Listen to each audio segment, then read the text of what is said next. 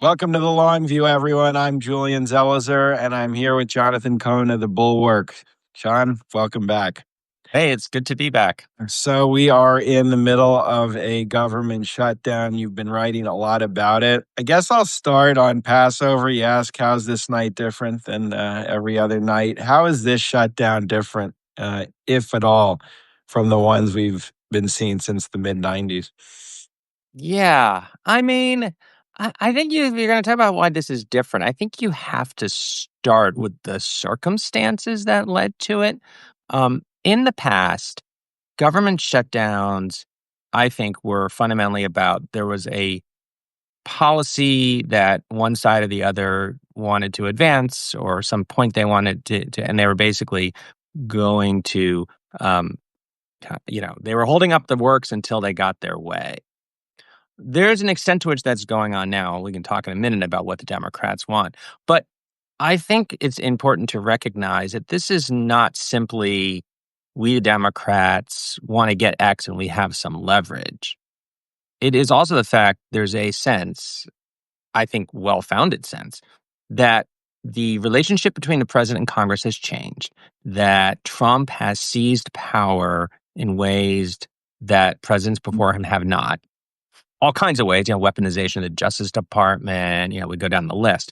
But a big part of that is seizing control of spending from Congress. And because he has sort of broken the norms and broken the rules and gone outside the lines of where you're supposed to go in this process, this is in part a way of saying, well, we can now go outside the lines. We Democrats, who historically are not usually the ones shutting down the government, although, again, I hate that construction, who shut it down or whatever. But Democrats basically saying, yes, we in the past have said it's important to keep the government open, and you shouldn't make that, you shouldn't hold the government hostage, in effect, to your policy preferences. What they're saying is that process is all broken now, and they need to take some extraordinary steps, in part to sort of set the balance back so that Congress does have some power again, because it's really remarkable all the different ways, some of them potentially illegal, that the Trump White House has seized power over spending. I feel like when it started, there were two paths Democrats could take. They could focus on those issues, impoundment, pocket vetoes, kind of how there's no credibility to the process anymore. And the second was to focus on healthcare and this increase that's coming. I think they chose the latter. Some people were skeptical, but initially, at least, it seems that it's successful. It's framing this in the correct way. Do you think Republicans misread? I was thinking about this. In 95 and 96, the famous government shutdown, there's a backlash against Gingrich. A lot of that was about healthcare. It was about Medicare cuts. Do you think they misread how much the public doesn't like, back from the 90s through today, when you're taking away healthcare benefits from them, or causing them to cost more? I do. I think this is a blind spot they've had, and it's kind of remarkable they haven't fixed it. Like you said, we've seen this. We saw this we saw something very similar in the 90s, when Clinton and Gingrich had, all about this, but, when so much of that was about Clinton defending Medicare, defending Medicaid from cuts. And I feel like every single time this has come up, I remember the 2017 repeal fight, this came up, and it was deeply look, the cuts to Medicaid that Republicans made, and some of them to the Affordable Care Act also this summer, were deeply unpopular. Now, they passed it anyway. We'll see how much, what effect that may or may not have come, next November. And obviously this debate we're having right now is part of it. But I do think they underestimate. And I have my theories on why. I think some of it, it's a little bit of getting high on your own supply. I think that was true in the 90s, is more true now. If you watch Fox News, every government healthcare program is full of waste and doesn't, work, and it's terrible, and everyone's, it costs too much. And, I as we both have discussed, there's lots wrong with the American healthcare system. Medicaid is by no means a perfect program. The Affordable Care Act, these are both patches on a bad system, and they don't serve lots of people well. And you can typically, I feel like we run through this cycle every time. We're like, oh, Obamacare is terrible, Medicaid's terrible, and you get a decent number of people like, yeah, actually, no, I'm Medicaid, I can't see a doctor. My Obamacare plan has like a $5,000 deductible, which sucks and it's terrible. We should do a much better job. And was like, yeah, okay. So what are you going to do instead? And the answer from the Republicans is always, we're going to take away, you're going to have less health insurance. Fewer people are going to have coverage, and the coverage people have will cover less. Everyone goes, wait a minute, I didn't want that. I wanted better coverage. So here we are again, and I think they underestimated it. And also I think right now there's a lot of hubris in the Trump White House, and not unreasonably, to be honest with you, because I think the Democrats have been pretty hapless, and for a combination of reasons. But I also think, I was saying this the other day, we were talking about this with a couple of people.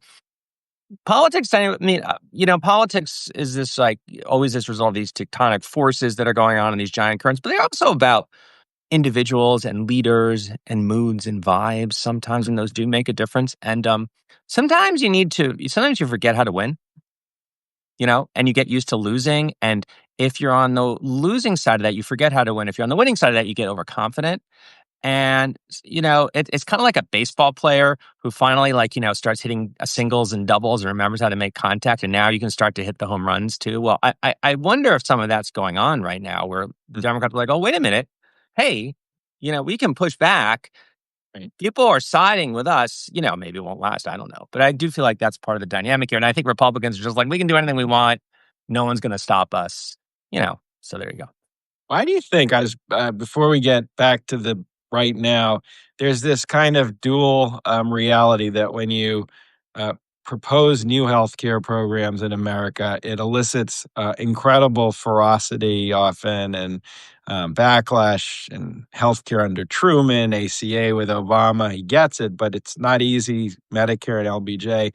But when you take it away, or when you try to take away benefits, it's equally difficult. I mean, why is and I don't, this is a kind of big question, but why is the public kind of hold both intense positions with healthcare?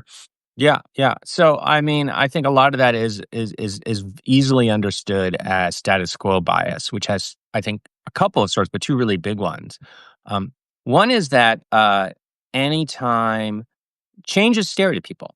And in a lot of ways, what we were just describing, that dynamic is a form of that, right? Which is, something, you're not happy with the system that you have, and then you think, I want something better, and then people propose something else, and you're like, oh wait, I don't like that as much. And some of that's preferences.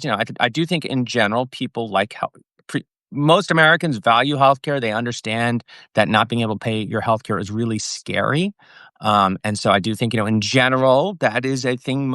Most of this is a developed world. They guarantee healthcare. I think most Americans would genuinely like that. I always say most Americans, if they could have the healthcare system of France or Germany or the Netherlands or whatever, they'd take it in a nanosecond if they knew what it was really like. Those are good systems. But it is scary. Who was that? Was it Stuart Altman? I want to say Altman's law was always everybody's second favorite. No one can agree on, like, I'm kind of mangling it, but his law was everybody wants change, but everyone has a different first choice for what they prefer, and everyone's second choice is don't change it. I kind of mangled it, but I think that's true. So, there's a status quo bias of like fear of change, which is understandable. Oh, that other thing sounds kind of scary. And then, of course, you get into this issue of path dependence, which is, in political science, one of the reasons you get that is that a system like we have now, there's so many very powerful interests deeply invested financially in the way things are. And they don't want to change things because any kind of reform you're doing is going to move money around. That's true for left or right, even if you're adding money to it. And that's sort of how the successful ones tend to do is they throw more money on the pile. And then, as you know, it happened in Medicare and ACA. But and so these are powerful voices that are going to spend a lot of money, and they're going to zero right in on that fear. So if you remember during the Clinton healthcare fight, we had these famous Harry and Louise ads where this nice couple is sitting at a table. They're looking at like, oh, I wanted healthcare change, but this plan looks horrible. It's going to take away whatever. And of course, we get the death panels and the ACA. Some of these are more rooted in reality than others, but you have that very powerful resistance to big change. That's also why I have always said why the sort of enactment of Medicare and Medicaid was so important. The enactment of the Affordable Care Act was so important. As partial as they both were, and they're both partial in very different ways. They are like beach. If you think about sort of a campaign to get to universal healthcare, it's almost like a beachhead, right? You kind of capture that, and it's not that you can't go back. I mean, we're losing pieces of the Affordable Care Act as we speak. But once that's there, it's real hard to be dislodged from that. And of course, that's one of the arguments that opponents make. The conservative argument on this, and I respect it. It's not what I believe, but which is we shouldn't do these things because once you pass them, you can't take them away, and it's going to cost too much money. And that's, to me, like that is an honest argument against expansions of government healthcare, is that you'll never be able to take it away, and it becomes financially unsustainable. I mean, it also seems we've created such a bizarre Byzantine jerry-built system of private and public interest that makes it hard to pass new things because, as you're saying, every time you push a new idea, it runs up against this entire infrastructure that doesn't want to change it. But once you can get it through Congress and the money starts flowing, they essentially absorb it and normalize it, and the public becomes accustomed to it. And then that same problem becomes a virtue in the politics of kind of protection and preservation. Yeah, yeah. I mean, I spend a lot of time reading. You'll see there's like this phenomenon of people come to healthcare and they're kind of new to it, but they're so serious. They're trying to read up on it, and they'll say, this is the dumbest thing ever, and they'll pick out some part of the healthcare system. We need to fix this. And I want to say it dismissively because like it took me 25 years to get, and this was me the first 5 years of this too. This is a learning process, but okay, sure. Yeah, it's pretty dumb. I can pick out 100 things in American healthcare system that are dumb. Try to fix it. Okay, so you move the money around. This was another. I think this was an Uwe Reinhardt, who used to be your colleague at Princeton, of one of a giant in the field, someone we all loved, passed away a few years ago. I think it was from him, or maybe he was quoting someone else, that every dollar of waste in the healthcare system is somebody's salary. So yeah, you want to get rid of this wasted money, but right now there's an industry and a job, and those are real people's jobs, and it may well be in our interest to nevertheless move that money. That's fine, but that's a political fact of life you're going to have to deal with, and if the company has money to lobby, well, now that's also a political fact. It's just it's really hard to fix this stuff. And how serious? I saw that Marjorie Taylor Greene made some comment basically saying she doesn't want the premiums to go up, or a variant of that, the ACA premiums.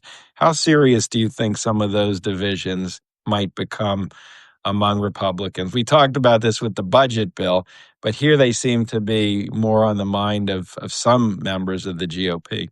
Yeah, I think it's pretty serious. And this was entirely predictable. We predicted it. I think we talked about it at some point. I got it. I think everyone knew this was coming.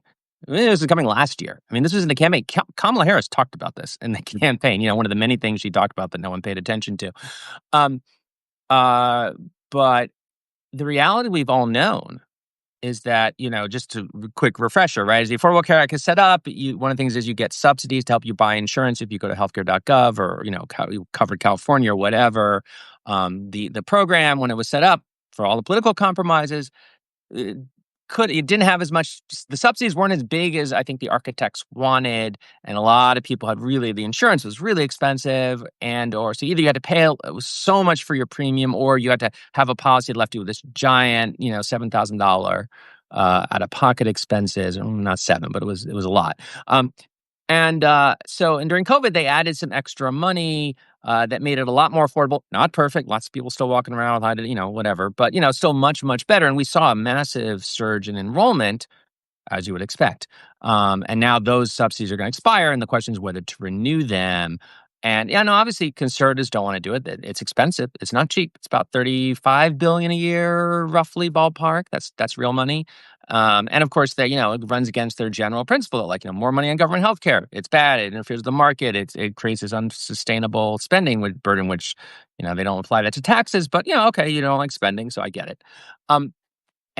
But we knew all along that's all well and good. You can have that position, but there's like millions of people getting those subsidies, and it's going to be a big chunk. It's be hundreds of dollars, some of them thousands. Some people won't be affected. You hear an average of, I think the average is now up to 1,000 because it was the recalculation because of some new changes that were made. It's an average, so there's going to be some people it's not going to make a difference, but some people it's going to make a really big difference, and you're going to have the outlier cases who are going to tend to be older people. A lot of them are gonna be like small business owners. I mean, these are Republican constituencies, and we know they're more likely to be in red states and red districts too, for reasons that we've discussed, but it has to do with all kinds of demographic factors. So that is not like a thing you want on your. You're gonna, and they're gonna get blamed for it. I mean, I think, I suspect some Republicans thought, well, it's Obamacare, people will blame them. I don't think so.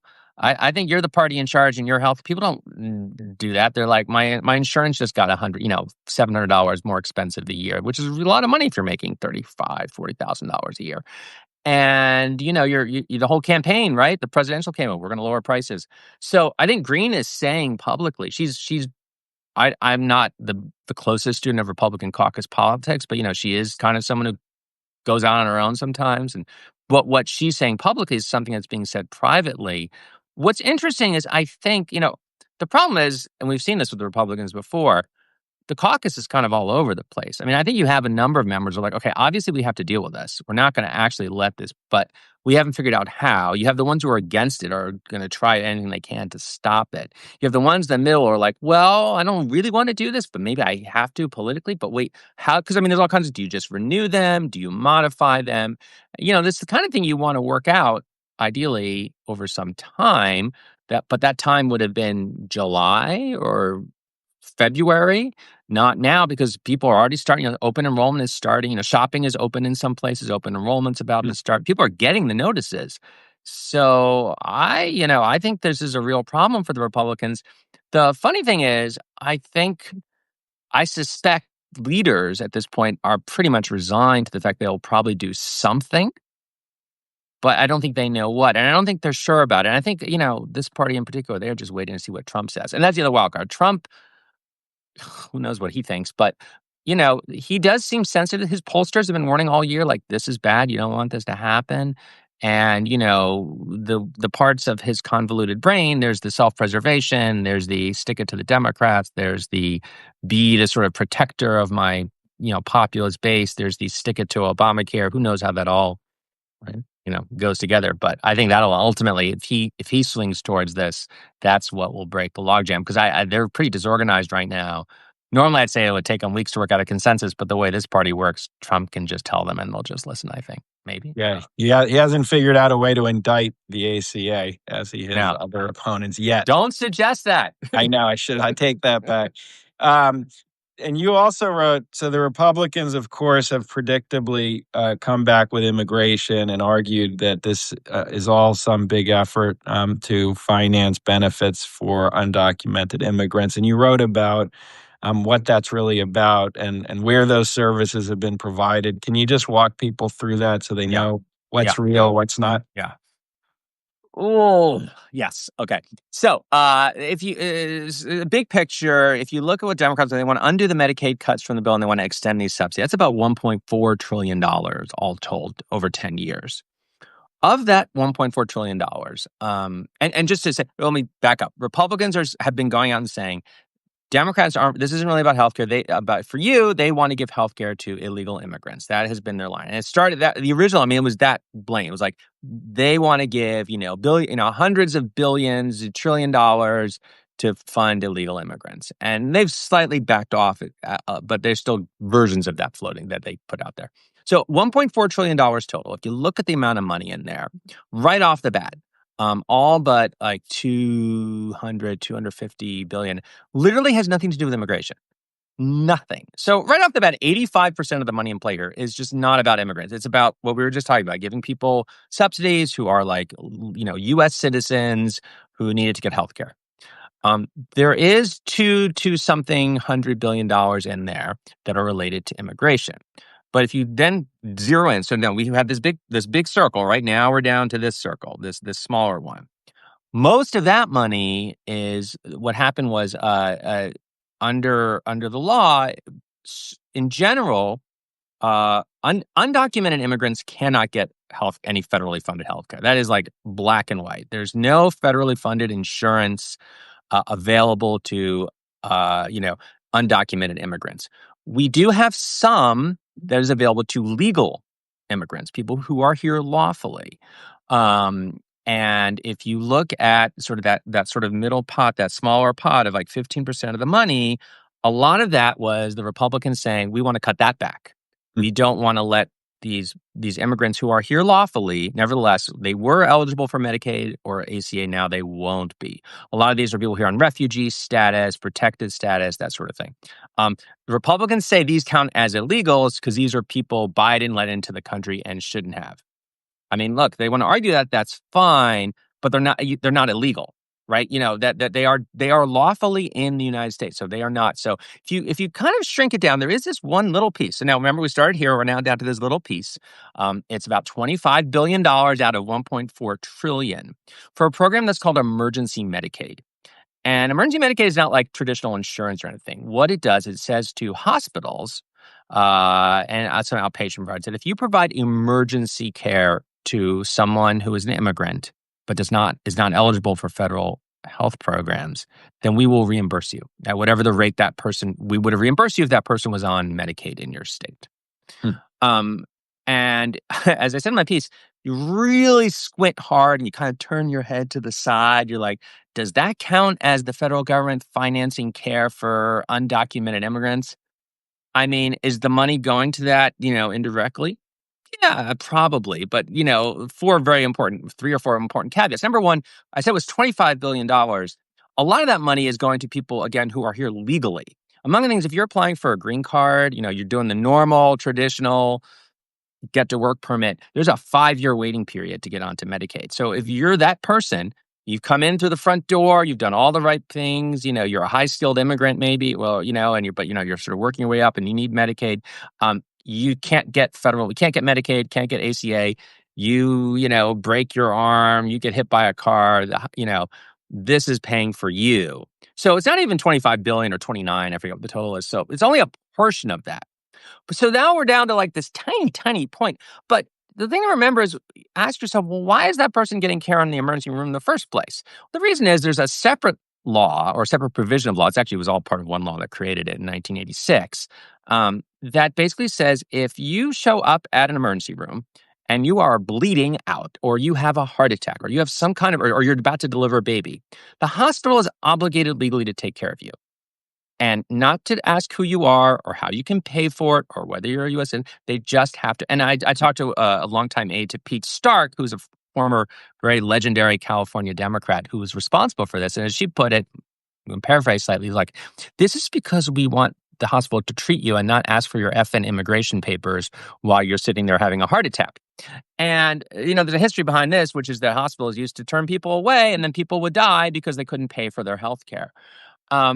And we're telling the hospitals to do this care. So the idea was, well, we should give you some money to pay for it. Shouldn't And the theory behind it, which I think is perfectly reasonable, is that immigration policy is a federal responsibility. It's up to the federal governments to decide who's here and who isn't. Once people are here, and if we're going to tell the hospitals they're responsible, the federal government should then, be responsible for sort of, paying for those people. Again, it's a tiny amount of money, and you can tell that even the Trump administration isn't willing to say no, because people sort of figured this out as this went. They started asking, "Wait a minute, do you actually want the emergency room checking immigration papers?" And Caroline Leavitt, she's like, "No, we don't want emergency rooms doing that." And that could be because she's compassionate and like me, certainly, and I think you and probably a lot of people watching this would think, yeah, we actually think if you're dying, you should get taken care of. But there's also a practical impact here for Americans, American citizens, which is this helps the hospital pay for this thing, so it's more likely to keep emergency service open. And B, just think about this for a second. I mean, you come in and, how do they know if you're a citizen? Maybe you're having a stroke and you're speaking in some weird gibberish. So now you could have a foreign language, or maybe your skin is, a little bit darker hued. Do you want the emergency room saying, sorry, with the paddles, they got the guy with the paddles waiting there. No, immigration, check the immigration status, waiting, systems down, meanwhile, you're flatlining. I mean, I don't mean to be so dramatic, but that's Yeah. what we're talking about here. So anyway, that's the story, and it's a lie. I mean, I to me, it is so obviously not true as a general description of what Democrats are doing, and they know it, and they're still doing it out there, which so they're doing. And I have a final question before I do. Thank you to everyone who's listening now live, who's going to listen when I put this out, when we put it out as a video, and subscribers. Thank you, and we do hope, as always, if you'll consider subscribing to our Substacks, the Longview and the Bulwark. That's how this all works, and that's what keeps this going. So we can talk about these kinds of issues rather than snapshots that are often just not based in reality. So thank you to everyone for considering that. My final question is, I mean, Ezra Klein, when he wrote his piece, or it was an audio, I can't even remember anymore, calling for Democrats to consider a shutdown. And the heart of his argument was it would be an attention grabbing kind of moment. And it's worked that way. It's focused on healthcare. Democrats are just much stronger on healthcare. I guess my final question is, can they continue to keep the focus? I mean, you're seeing the Middle East, you're seeing troops to every city Trump can think of coming their way. Do you think this can be sustained, or will that attention element dissipate quicker than Democrats were hoping for? Yeah, yeah. I mean, so let me say first, I hate making predictions because Yeah. I'm not frequently that right. But I will say this. I mean, I think about this all the time because this is such. I mean, what have we had in the last 24 hours? As we're we we've had in addition, we've had the Gaza ceasefire. We've got the Letitia James indictment. We've got I mean, there's so much going on. I mean, this is now just the way things are in the era of Trump.